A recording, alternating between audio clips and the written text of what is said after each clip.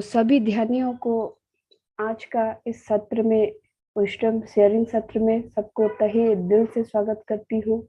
आज का ये 4 डे वर्कशॉप जो है, इसमें जोसफ मर्फी जी का अवचेतन मन का आपका अवचेतन मन का शक्ति, इसका 6वां जो अध्याय है, मेरा विषय जो है उसको मैं आगे लेके जाऊंगी। जैसे कि लास्ट 3 दिन से आप सुन रहे होंगे संजय जी से, रुमा मैम से और ज्योत्सना मैम से कि चेतन और अवचेतन मन क्या है। और आज इसका एक मैं माध्यम बनी हूँ। इसके लिए मैं हमारे पितामह पत्री जी और पूरी यूनिवर्स और मेरी मेंटर सारिका मैम को तहे दिल से आभार व्यक्त करती हूँ। और ये जो मंच मिला है, इसको मैं अपने लिए बहुत धन्य मन करते हुए आगे विषय में चलती हूँ। तो चेतन और अवचेतन मन क्या है, अब तक तो आप समझ चुके होंगे। फिर भी अगर कोई नए लोग जुड़े हैं तो उनके लिए मैं बस 2 लाइन बोल के आगे बढ़ना चाहूंगी। जैसे चेतन मन हमारी ऊपरी भाग मस्तिष्क का, जिससे हम देखते हैं, सुनते हैं, बोलते हैं, जो भी विजुअलाइज करते हैं, जो रिएक्शन होता है हमारे क्विक रिएक्शन, वही है हमारा चेतन मन। और अवचेतन मन जिसको हम बार बार दोहराते हुए, पूरी विश्वास के साथ समझते हुए ग्रहण करते हैं, वो जाके आपका स्टोर होता है अवचेतन मन में, जो समय आने पर आपका वर्क करता है। तो बस इतना ही बोलूंगी चेतन मन और अवचेतन मन के बारे में। और इसका एक एग्जांपल देना चाहूंगी। जैसे कि अभी ज्योत्सना मैम बोले मेरे बारे में, बस उसी को ही थोड़ा एलिब्रेट करना चाहूंगी। जब भी हमारा ये वर्कशॉप का डिसाइड हुआ था, तो पहले दिन मीटिंग में मुझे नहीं लगा था कि मैं आपके सामने आज बैठ के बोल रही होंगी। तभी ज्योत्सना मैम और सारिका मैम का जो विश्वास था, वही विश्वास को मैं अपना के आगे बढ़ी कि तुम कर सकती हो। तो वही कर सकती जो वर्ड है, उसी को ही मैं सोची हाँ मैं कर लूंगी। तो इसी को ही मैं आगे बढ़ते हुए, तो पहले हमारा डेट डिसाइड हुआ 5 से 15। तो मेरा डिलीवरी डेट था 13 को। तो मैं सोची 5 से 15 है तो उससे पहले मैं ले लूंगी। तो इसमें मेरा जैसे कि डिसाइड हुआ चैप्टर वाइज, मेरा 8 तारीख को हुआ, 4th डेट को, जैसे आज है। तो 8 तारीख को डिसाइड हुआ था। तो फिर मैं उसका प्रिपरेशन में लग पड़े थे, हम लोग सब प्रैक्टिस कर रहे थे ग्रुप में। फिर अचानक से कुछ चेंजेस हुआ, बजे जो भी हो, 9 से 19 तक, 9 से 19 तारीख। तो मेरा मन थोड़ा उदास हो गया। फिर सोची कि तो तब भी तो मेरा 12 तारीख को ही आता है, जो आज का डेट है। मेरा तो डिलीवरी डेट 13 को है। तो बस मन में 1% भी डाउट ना रखते हुए बस अपना तैयारी में लगी और प्रैक्टिस भी चलता रहा। तो जैसे कि आप सब जानते हैं, 8 तारीख को हमारा मेरी डिलीवरी हुआ। तो वही 8 तारीख पैसे पहले जैसे 5 से 15 डिसाइड हुआ था, 5 से 15 जैसे डिसाइड हुआ था, तभी 8 तारीख को ही मेरा स्पीकर का डेट आता था। तो मॉर्निंग में मुझे थोड़ा मतलब अच्छा नहीं लगा। तो मैं सारिका मैम को पूछी, तो मैम बोले आपका एक वीडियो आप कर लो और उसी को हम चलाएंगे। तो वो वीडियो करने के लिए मैं तैयार होकर जस्ट बैठी थी लैपटॉप के सामने। तो अचानक से मुझे लेबर पेन आया और मैं वीडियो भी नहीं कर पाई। फिर भी मुझे सारिका मैम इतना बोले कि आप अपना नोट्स वगैरह लेके जाओ, अगर हो सकता है तो आप हॉस्पिटल में भी कर सकते हो। तो मैंने वो नोट्स वगैरह सब लेके गई तुरंत। और उसी चक्कर में मैं अपना जितना भी प्रेस्क्रिप्शन, जो भी रिपोर्ट था, वो भूल के चली गई थी। उसी को ही, नोट्स को ही लेके मैं हॉस्पिटल गई थी। तो फिर अचानक से वही 1:30 के करीब मैं हॉस्पिटल पहुंची। और उसके बाद मेरा डिलीवरी हुआ 3:50 को, नॉर्मल डिलीवरी हुआ। तो सेम 8 को ही हुआ, जो मेरा स्पीकर का डेट है। तो ये सोचिए कि अगर 5 से 15 होता तो शायद मैं आपके सामने आज नहीं बैठी होती। तो उसके बाद वो मैं रिलीफ हुई बिफोर 2 डेज। और सेम मेरी ग्रुप के, जो मेरे परिवार के हैं एडमिन, मेरे मेंटर साइका मैम, वो बोले कि तुम अभी भी कर सकती हो। तो बस उन्हीं के विश्वास मेरे मन में था और ये सबका विश्वास कि आप कर लोगे। तो वही विश्वास के साथ आगे बढ़ के गई और आज के आपके सामने हूँ। तो इसी वजह से मैं, यही मेरा मतलब अवचेतन मन में था कि मैं कर लूंगी, और आपके सामने आज बैठी हूँ। तो सभी को आभार व्यक्त करती हूँ। मुझे ये माध्यम मिला, मुझे ये मंच मिला। तो आपको सबको बस ये उदाहरण इसलिए दे कि यही है अवचेतन मन की शक्ति जो आपके सामने मैं आज बैठी हूँ। तो थैंक यू मेरे परिवार सारे जन को थैंक यू। तो बस इतना ही अपने बारे में बोलते हुए मैं आगे विषय में बढ़ूंगी, जो आज मेरा टॉपिक है, practical technique of mental healing, मानसिक चिकित्सा के व्यवहारिक तकनीकियां और विधि। तो इसमें लेखक ने हमें विभिन्न प्रकार का प्रेयर, साइंटिफिक प्रेयर के बारे में बताया है, जिसमें हम अपने जीवन में जो चाहे वो पा सकते हैं, जीवन में चमत्कार ला सकते हैं। तो वो बोलते हैं कि हमारे लाइफ में कुछ भी कोइंसिडेंट या संयोग से नहीं होता, दुनिया में हर चीज एक कायदे और एक अनुशासन से होता है। तो हम अपना जो प्रेयर है वो अगर साइंटिफिकली करें तो वो सही जगह जाके पहुंचता है। जैसे कि एक गुब्बारे या बलून में हम हवा डालते हैं तो वो जाके आसमान में लटकता रहता है, सही जगह नहीं पहुंच पाता है। उसी तरह अगर हम अपने प्रेयर को सही तरीके से अपने अवचेतन मन तक पहुंचाए तो वो जाके सही तरह से आपके लाइफ में आके फिर से मैनिफेस्ट होता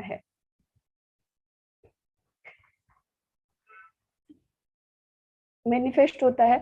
तो यही है अवचेतन मन का जो टेक्निक, इसमें बहुत सारे वो टेक्निक के बारे में बताए हैं। तो हम आगे बढ़ते हुए पहले उनके टेक्निक के बारे में जाते हैं। सॉरी दोस्तों, इसमें शायद मेरा वीडियो थोड़ा ब्लोअर आ रहा है, तो मैं वीडियो ऑफ कर रही हूँ।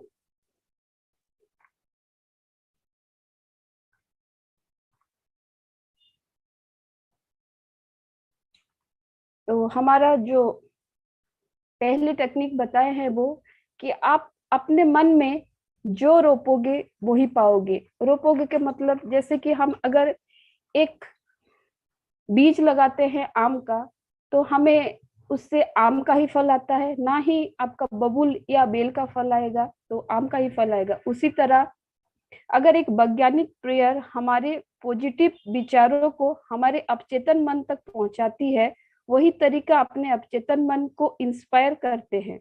हमारा ही अंदर बहुत सारे ज्ञान और अनंत शक्तियां हैं, और उसी को जान के शांत मन से बैठे और सोचे कि आपको क्या चाहिए, और उसी समय पूरा होते हुए देखिए। जैसे कि यहाँ लेखक ने एक एग्जाम्पल दिया है, एक छोटी सी बच्ची थी, उसको बहुत सारा खांसी आ रही थी, तो वो अपने मन में बार बार दोहराती रही कि मेरा खांसी बंद हो गया है, मेरा खांसी बंद हो जाए, मेरा खांसी बंद हो गया। इसको बार बार दोहराती रही, और बिलीव नहीं करेंगी, 1 घंटे के बाद उसका खांसी पूरी तरह से बंद हो गई। तो यही उसका विश्वास था जो कि उसके अवचेतन मन तक पहुंचा, और उसी को वो मैनिफेस्ट किया।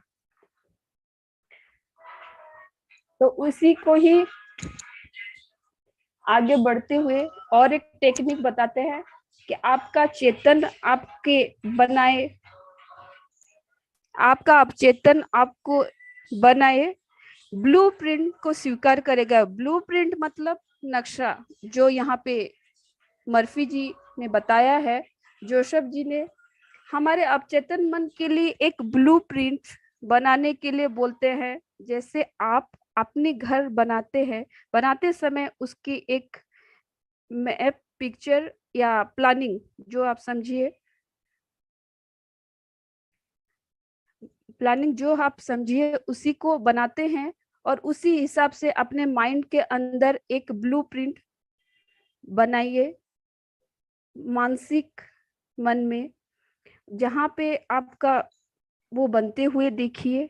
और आप कुछ समय बाद देखिए, जैसा आप चाहते हैं आपका घर, जैसे कहाँ पे आपका आंगन है, कहाँ पे आपका डोर बनेगा, कहाँ पे आप बगीचा बनाएंगे, उस हिसाब से एक ब्लूप्रिंट बनाइए और आप उसको ही पूरा होते हुए देखिएगा।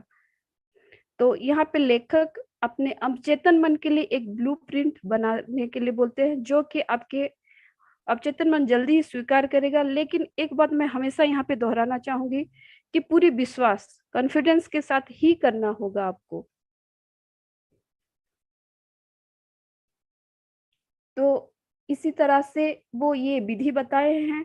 लेकिन एक है कि आपके मन में अगर डर, चिंता, सैडनेस हो तो सेम हमारे लाइफ में तनाव, थकान, नेगेटिविटी ही आएगा। सो हमारे अवचेतन मन के लिए एक ऐसा ब्लूप्रिंट बनाइए जो आपके लिए सही हो, जैसे कि संवेदना, खुशी, शांति। फिर उसी को ही वो समझेगा, एग्री करेगा और उसी को ही पॉसिबल बनाएगा और उसी की ही मेमोरी में वो ही रहेगा। तो यही है आपका अवचेतन मन। तो फिर आगे बढ़ते हुए वो और एक विधि बताते हैं, सच्ची प्रार्थना की कला और विज्ञान। जोसेफ मर्फी ने साइंटिफिक प्रेयर और उसमें करने की तरीका बताते हैं और एक पंक्ति कहते हुए बोलते हैं, जो मांगो वो तुम्हें मिल जाएगा, खोजो और तुम पालोगे, और खटखटाओ तो दरवाजा खुल जाएगा। इसका मतलब जो भी चीज को इच्छा है वो मिल जाएगी, जो खोज रहे हो वो पा लेंगे, और फिर पूरी विश्वास के साथ मांगे होंगे तभी यही होगा। एक जो चीज आपको चाहिए वही दरवाजे के सामने आप खड़े हो और उसी को खटखटाओ तो वो आपके लिए खुल जाएगा। एक तस्वीर बनाओ अवचेतन मन की और उसी को स्वीकार करते हुए अवचेतन मन आपकी लाइफ में वही मैनिफेस्ट करता है। लेकिन यहाँ पे भी एक ही चीज मैं दोहराते हुए बोलूंगी, विदाउट डाउट, बिना डाउट के पूरी विश्वास के साथ आपको बोलना होगा। तो यही प्रार्थना के बारे में, वो कला के बारे में बोलते हैं। और फिर आगे बढ़ते हुए और एक वो टेक्निक बताए हैं, टेक्निक का मानसिक दर्शन। जोसेफ मर्फी ने इसमें अपने मन के अंदर एक पिक्चर बनाने को कहा है और हमें पूरी निष्ठा से बनानी होगी। हमें इसे इमेजिन करना होगा, जैसे आर्किटेक्चर एक बिल्डिंग बनाने से पहले प्लानिंग बनाता है और उसी की भाव से देखते हैं जैसे वो बनाना चाहते हैं, फिर सेम इमेज जो इमेजिन किए थे वैसे ही सेम बन ही जाता है। तो यहाँ पे लेखक ने अपने लाइफ के बारे में एक उदाहरण दिया है। वो बोलते हैं, वो अगर कभी स्टेज पर जाके बोलना होता है तो वो अपने भाषण देने से पहले एक इमेज अपने मन में बनाते हैं और अपने अवचेतन मन तक पहुंचाते हैं। जितने भी लोग यहाँ बैठे हैं सब उनको बहुत अच्छे से सुन रहे हैं, खुश हो रहे हैं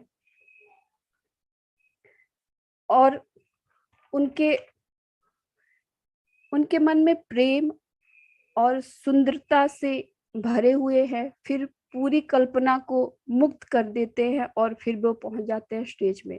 तो वो जो कल्पना की थी पूरी विश्वास के साथ अपने अवचेतन मन तक पहुंचा और जो वो सोचे थे उसके 90% वहां पे दिखाई देता है उनको। सेम चीज वो जब खड़े रहते हैं स्टेज पे तो सारे उन्हीं की ही भाषण सुन के बहुत ही खुशी से तालियों की गड़गड़ाहट से वही चीज जो वो सोचे थे, इमेजिन किए थे, वही चीज वहां पे मैनिफेस्ट होता है।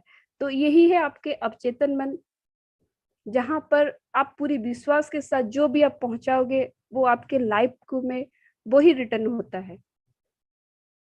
तो लेखक ने और एक विधि के बारे में बताया है आगे बढ़ते हुए, मानसिक फिल्म विधि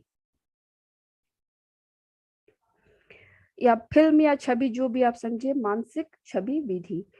एक कहावत है, एक छवि हजारों शब्द के बराबर होते हैं।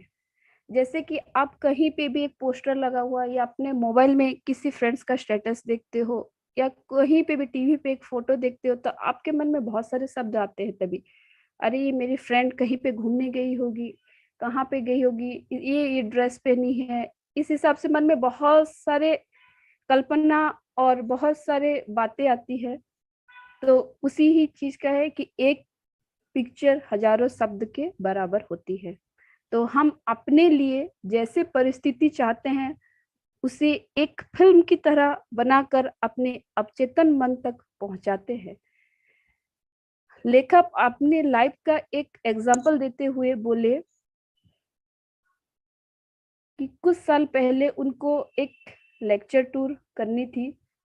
इसके लिए वो बहुत सारे स्टेट घूमे, फिर एक पर्टिकुलर जगह ढूंढ रहे थे उन उनको वहां से एक पर्टिकुलर जगह से जैसे सारे व्यक्ति को वहां पे हेल्प कर सके, सब जगह ढूंढ लिए पर एक पर्टिकुलर प्लेस नहीं मिला। थोड़ी सी निराश होकर वो सो रहे थे बेड में, और तभी वो एक इमेजिन किए कि वो स्टेज में बहुत लोगों के सामने बोल रहे हैं और ये मौका ढूंढ रहे थे, खुश हो रहे हैं। फिर आंखें खुली तो देखे कि कोई नहीं है। ये सब नींद में इमेजिन कर रहे थे वो। अब चेतन मन तक पहुंच पहुंच चुकी थी, क्योंकि नींद में हमारा चेतन मन और शरीर पूरी तरह शिथिल हो जाता है, रिलैक्स हो जाता है। तब हमारे अवचेतन मन तक पहुंचना हमें बहुत ही इजी होती है। तो तभी के समय अगर आप अपने लाइफ में जो परिस्थिति चाहते हैं उसी को सोचे और अपने अवचेतन मन तक पहुंचे, तो वो बहुत ही जल्दी मैनिफेस्ट होता है। तो ये लेखक ने ये एग्जाम्पल दे के बोले हैं। तो फिर वो जो इमेजिन किए थे, फिर वो नींद में सो गए। फिर जब मॉर्निंग वो उठे तो उनको एक एक संस्था से कॉल आता है कि आपको डायरेक्टर बनाते हैं हम अपने संस्था के लिए। और लेखक ने वो चीज को एक्सेप्ट भी किया और बहुत साल तक वहां पे काम किया। अगर हमारी इमेजिनेशन पर हमारी कॉन्फिडेंस है तो 100% वर्क करते हैं। तो दोस्तों, आप जो चीज को पॉजिटिवली अपने मन में सोचते हैं और बार बार दोहराते हैं, वो आपके अवचेतन मन में जाके वो स्टोर होता है और वो समय आने पर आपके लाइफ में मैनिफेस्ट होता है। तो यही है आपका अवचेतन मन, जिसमें एक पिक्चर बना के आपको देखना है। जैसे कि आप एक थिएटर में जाते हो तो 2-2.5 घंटा का जो पिक्चर होता है वो 2.5 घंटे में आप सारा चीज भूल के वही कैरेक्टर वही परिस्थिति में बैठ के उसी को ही जीते हो। तो उसी तरह अपने लाइफ में भी अगर जो परिस्थिति आपको चाहिए उसको एक फिल्म की तरह देखिए और पूरी विश्वास के साथ, तभी जाके वो आपके अवचेतन मन में पहुंचता है। हम जो बिलीव करते हैं, जैसे कि आप अगर मॉर्निंग उठते हो, एक टीवी में या मोबाइल पे कहीं पे भी गाना सुनते हो और बहुत ही प्रेम भाव से आपको लगता है कि ये गाना मुझे बहुत ही अच्छा लग रहा है, आप खुद देखोगे कि दिन भर आप वही गाना गुनगुनाते रहोगे। वो आप ऐसे नहीं कि वो याद करके आप गुनगुनाओगे, वो ऑटोमेटिक आपके अवचेतन मन से वो आता है, क्योंकि आप पूरे प्रेम और विश्वास के साथ उसको सुने थे और दिन भर आप वो गाना गुनगुनाते रहते हो। तो आप चेतन मन का शक्ति इतना है कि अपने आप लाइफ को पूरी चेंज कर सकती है और चमत्कार ला सकती है। तो ये आपका डिसीजन है, आप अपने मन तक क्या पहुंचाने चाहते हो और आपको क्या चाहिए। तो लेखक फिर आगे बढ़ते हुए और एक टेक्निक के बारे में बोलते हैं, जिसका नाम है बोरोइंग टेक्निक। ये टेक्निक, ऐसा नाम क्या, थोड़ा अजीब नाम है, वो सुन के आपको भी समझ में नहीं आ रहा है, तो मैं इसके बारे में थोड़ा बोलती हूँ। एक प्रोफेसर थे जिनका नाम था चार्ल्स बॉडविन। एक फ्रांस में एक स्कूल था, नैन्सी स्कूल ऑफ हीलिंग। वहाँ का वो प्रोफेसर भी थे और वो एक मनोचिकित्सक थे। वो अपने एक्सपीरियंस से ये पाया कि अपने अवचेतन मन तक बात पहुंचाने की तरीका, सोने की अवस्था में पहुंचाना तो ज्यादा आकर्षित करता है सोने की, क्योंकि वही सेम चीज जैसे मैं बोली थी कि आप जब सोने जाते हो आपके बॉडी पूरा रिलैक्स हो जाता है। तो चेतन मन जो आउटरी जो है आपका, वो पूरी तरह से रिलैक्स हो के आपका बॉडी रिलैक्स हो जाता है। तो आपके अवचेतन मन तो वो हमेशा 24 आवर वर्क करता है। तो वो अवचेतन मन तक आप जल्दी पहुंच सकते हो। तो यही तरीका को बताया है। जैसे कि आप सोने जाते हो तो तुरंत तो नींद नहीं आती है, कुछ समय लगता है पूरा गहरी नींद आने के लिए। तो बीच का जो समय रहता है सोने जाने का और पूरा नींद आने का, जो तो उसमें ये एक वर्ड यहाँ पे मेंशन किया है, उनिंदी, जैसे कि हम बोलते हैं ट्रांस। ये जो समय होता है इसमें आप अपने लाइफ में जो भी चाहते हो उसको एक कहानी की तरह देखिए। और उसी को अपने और कम से कम शब्दों में अपने जो स्ट्रॉन्ग वर्ड है जो चाहिए उसी को ही 1 या 2 लाइन में दोहराते हुए पूरी विश्वास के साथ अपने अवचेतन मन तक पहुंचाइए। तो यही सही तरीका रहता है आपके अवचेतन मन तक पहुंचाने का। तो ये उनिंदी या ट्रांस का पोजीशन बहुत ही अच्छा समय रहता है जिसमें हम अपने अवचेतन मन को अपना जो चाहिए लाइफ में उसको मैनिफेस्ट करके ला सकते हैं।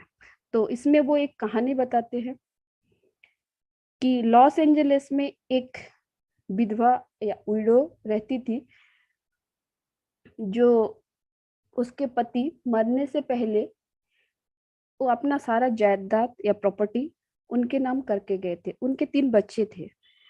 तो उनके 3 बच्चे थे तो वो बच्चों के साथ उनका उतना नहीं जमता था, रिलेशन उतना अच्छा नहीं था, अनबन था थोड़ा सा। तो उनके बच्चों ने कोर्ट में जाके उनके खिलाफ केस कर दिया कि वो गलत तरीके से उनके मदर ने उनसे वो प्रॉपर्टी ले लिया है।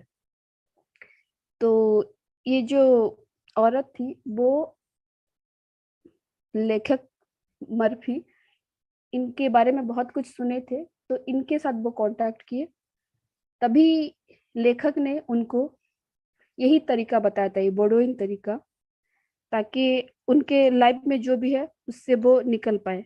तो पूरी विश्वास के साथ वो अपने मन में रात को जब सोने जाते थे वही बीच का समय जो है उसमें वो रहती थी। वो बोलती थी कि जो किया भगवान ने सही किया, जो मिला है मुझे उनके एग्री से मिला है। वो शब्द जो है वो बार बार दोहराती थी, एक लोरी की तरह उसको गाती थी और फिर वो सो जाती थी। तो यही प्रक्रिया को वो कंटिन्यूअसली 10 डेज तक की। जब 11 डेज हुआ तो उनका लॉयर जो थे वो उनसे एक कॉल आया उनको कि आपके बच्चों ने आपके खिलाफ जो कोर्ट में केस डाला था उसको विड्रॉ या वापस ले लिए हैं और वो कॉम्प्रोमाइज करने के लिए, समझौता करने के लिए आपके साथ रेडी है। तो ये सुन के वो भी आश्चर्य होगी कि चलो मेरा जो चीज था वो भगवान की दया से मेरे पास आ गया। तो वो जो दोहराती थी डेली कि जो हुआ भगवान की मर्जी से हुआ, जो ट्रांस की अवस्था में, तो वही टेक्निक वो काम करके वही मैनिफेस्ट हुआ। तो वो अवचेतन मन ही उनके लाइफ में उनके प्रॉपर्टी को वापस दिलाए। तो अपना विश्वास होना चाहिए अपने ऊपर, आप जो टेक्निक यूज कर रहे हो वो सही है बोल के।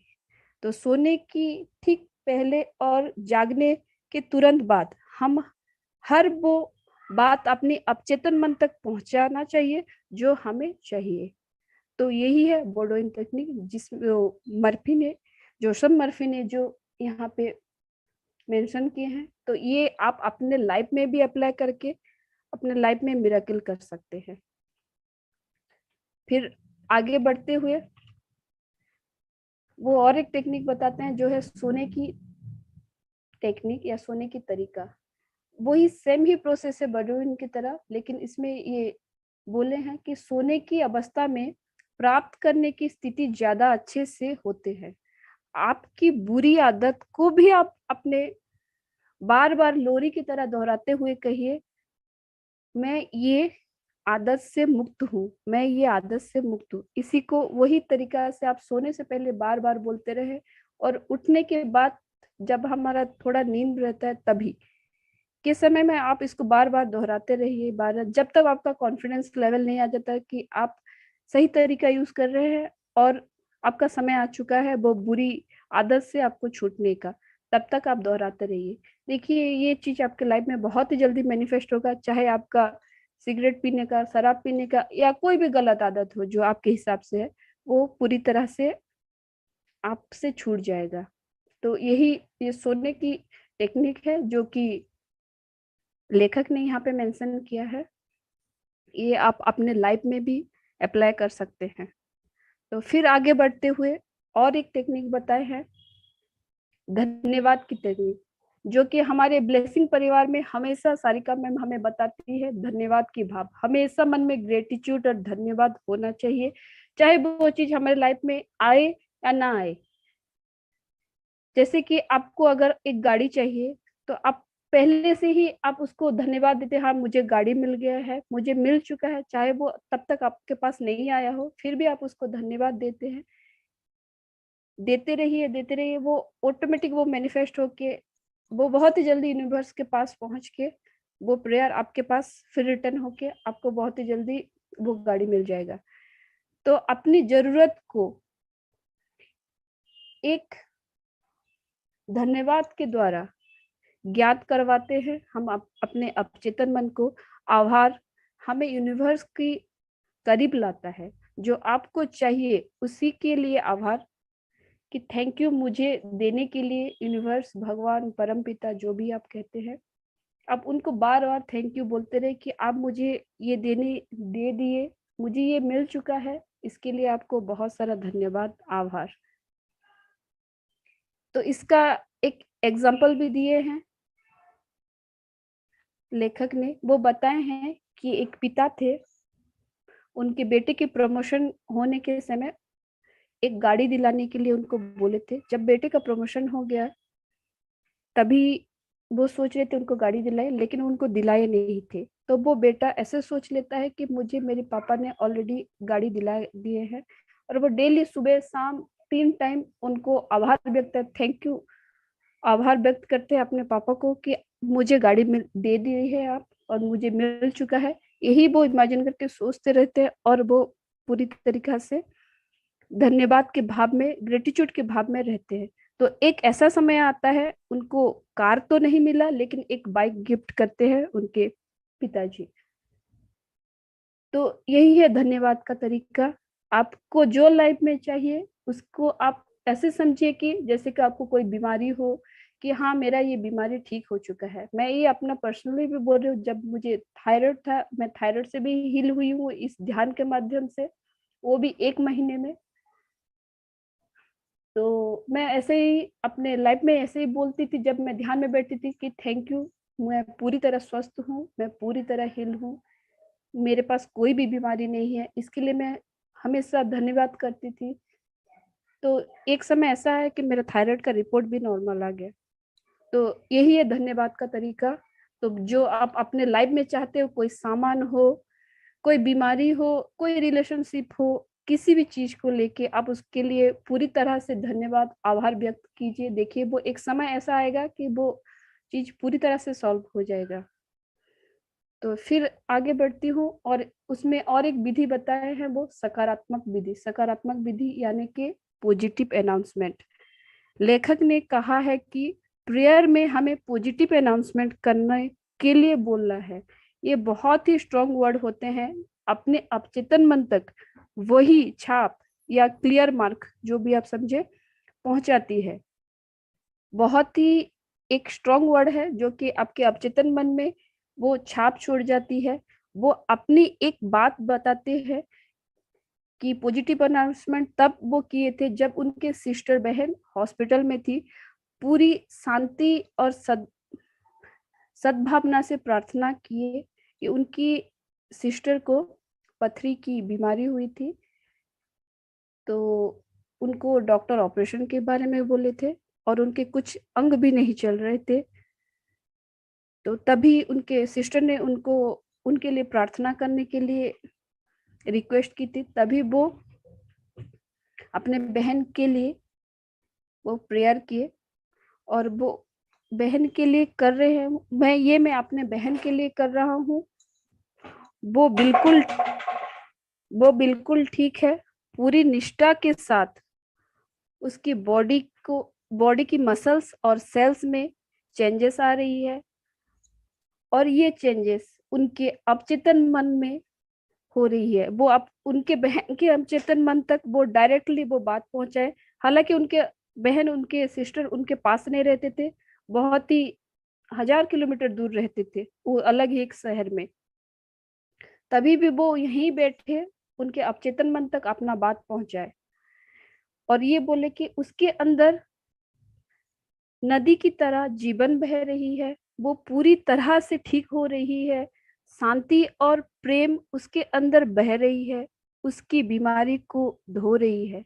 और 2 हफ्ते तक यही चीज को वो दोहराते रहे अपने सिस्टर की तरह। सिस्टर जब तक ठीक नहीं होते, उनके मन में जब तक कॉन्फिडेंस नहीं आता, तब तक वो इसी चीज को दोहराते रहे बार बार, पूरी निष्ठा और विश्वास के साथ। इस पूरी चैप्टर में या पूरी बुक में मैं एक चीज बोलूंगी कि आपको अवचेतन मन तक जो भी बात पहुंचाना है, चाहे कोई भी स्पीकर बोले, तो उसमें एक ही चीज आपको कॉमन मिलेगा कि पूरी विश्वास और ये कॉन्फिडेंस, 1% भी डाउट नहीं होने चाहिए, तभी ताकि आपके अवचेतन मन तक वही पहुंचती है। तो इसी तरह से वो 2 वीक तक ये बात को दोहराते रहे। फिर आफ्टर 2 वीक उनको सिस्टर के एक ठीक होने का मैसेज आया कि वो ठीक हो गए हैं। और ये मिरेकल उन्हीं की सारे ये मिरेकल यही हुआ कि डॉक्टर बोले आपके सारे रिपोर्ट नॉर्मल है और आपको ऑपरेशन का भी जरूरत नहीं है। और ये डॉक्टर ऑपरेशन के लिए भी मना कर दिए। तो ये सब हमारी लेखक की सही प्रेयर की वजह से हुआ था। पॉजिटिव थॉट को उनके सिस्टर की सबकॉन्शियस माइंड तक पहुंचाए थे। और इसी पॉजिटिव थॉट तब तक करना है खुद को जब तक सेटिस्फाई ना मिले कि आप वो चीज को सही कर रहे हो और वो सही हो रहा है। तो यही है सकारात्मक विधि, पॉजिटिव, जो कि पॉजिटिव वर्ड आप जानते हैं बहुत ही स्ट्रांग होता है और बहुत ही जल्दी मैनिफेस्ट होता है और आपके अवचेतन मन तक बहुत ही जल्दी पहुंचता है। तो यही है सकारात्मक विधि। फिर आगे बढ़ते हुए वो और एक विधि बताते हैं, तर्कपूर्ण विधि। तर्क यानी कि आर्गुमेंट, अपने मन के साथ खुद को आर्गुमेंट करना है। और ये विधि के बारे में जो बताया है कि हम परिस्थिति, पेशेंट या मरीज को ये समझाते हैं कि उनकी बीमारी उनके सबकॉन्शियस माइंड की झूठी थॉट है, आप ठीक हो बोल के बोलना है उनको बार बार। हम खुद अपने माइंड से तर्क करते हैं कि ये तुम्हारी नेगेटिव थॉट से क्रिएट हुआ है और तुमने ही क्रिएट किया है। अगर वो विचारे को चेंज करना है तभी तुम्हारा इलाज हो सकता है। और पेशेंट को ये समझाइए बार बार कि ये आपका नेगेटिव थॉट्स है जो कि आपके मन में बैठा है और उनके मन में प्रेम और संवेदना से भरना है। फिर पूरी कल्पना को उनके मन में ही डालना है और उनको बार बार दोहराते रहना है। तभी देखिएगा उनके मन में वो जो तर्क जाता है वो धीरे धीरे धीरे धीरे वो नेगेटिव से पॉजिटिव में आ जाएगा। तो इसी तरह से वो मरीज बिना दवाई के 90% वो ठीक हो सकते हैं। तो यही है तर्कपूर्ण विधि। तो फिर आगे बढ़ते हुए मर्फी जी ने ये भी कहा है कि अगर एक चीज जब हम प्रार्थना करते हैं, साइंटिफिक प्रेयर में के बारे में बताए हम यहाँ पे वो प्रार्थना को किसी भी धर्म के साथ नहीं जोड़े हैं, वो बोले हैं कि अलग अलग तरीका बताए हैं बस। तो और एक चीज, जब प्रार्थना को हम भगवान के साथ जोड़ते हैं, यूनिवर्स, भगवान, परमपिता जो आप बोल रहे हो उसी के साथ आप जोड़ते हैं, तो ये बहुत स्ट्रांगली वर्क करता है अपने लाइफ में। तो ये हमारी अवचेतन मन तक बहुत गहरा छाप छोड़ते हैं। प्रेयर करते समय अगर हम भगवान के साथ में रखते हैं तो हमारी मन में संवेदना, पॉजिटिविटी, शांत और सेहत की भावना आती है। तो अगर हम अपने हर एक प्रार्थना को यूनिवर्स के साथ जोड़ेंगे तो वो हमारे लाइफ में बहुत जल्दी वापस आएगी वो प्रार्थना पूरी होगी। तो लास्ट में वो और एक विधि बताए है इस चैप्टर में, आज्ञा विधि। आज्ञा विधि मतलब ऑर्डर करना। जिस चीज को आप आज्ञा देते हैं और सच जैसे समझते हैं वैसे ही होता है। तो हमारे पॉजिटिव जो थॉट है वो हमारे लाइफ में स्वस्थ, शांति और प्रचुरता को आदेश देते हैं। जैसे कि यहाँ पे एक एग्जाम्पल दिए हैं लेखक ने, एक लड़का बहुत ही परेशान करता रहता है, वो डेली फोन करता रहता है उसको बहुत, तो वो लड़की तंग आ जाती है, तो वो ऐसे ही बैठ के बहुत ही शांत मन से अपने